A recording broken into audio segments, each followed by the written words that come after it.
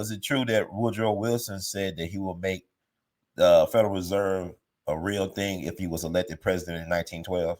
Did he make that promise with those people? Yeah, you're right on target there. Woodrow Wilson did indeed signal that he was going to support the creation of a central bank if he got elected. It was kind of part of his platform.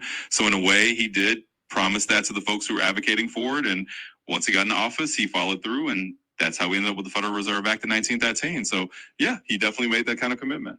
Woodrow Wilson also endorsed the rebirth of the Ku Klux Klan. Yeah, so that's a really dark and troubling part of Wilson's legacy.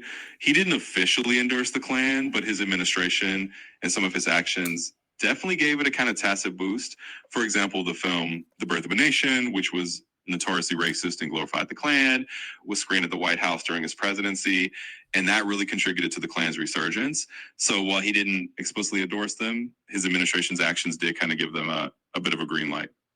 He also said that the birth of a nation was like writing history with lightning. Yeah, that's a well-known quote. Wilson did reportedly say that Birth of a Nation was like writing history with lightning, which is a pretty infamous line. It kind of showed how much the film impressed him, even though it was, deeply racist and controversial. So yeah, he did say that, and it's definitely part of his legacy as well. Was the movie Birth of a Nation based on a book, The Klansman, which was written by Woodrow Wilson's college classmate, Thomas Dixon? Yeah, that's exactly right. So The Birth of a Nation was based on a novel called The Klansman, and that book was written by Thomas Dixon Jr., who actually was indeed a former classmate of Woodrow Wilson from their college days. So there's definitely a connection there, and it's one of those historical links that adds another layer to the story. So I'm putting out, did Woodrow Wilson also resegregate the federal government as well as Washington, D.C.? Yeah, that's unfortunately another pretty stark part of Wilson's record.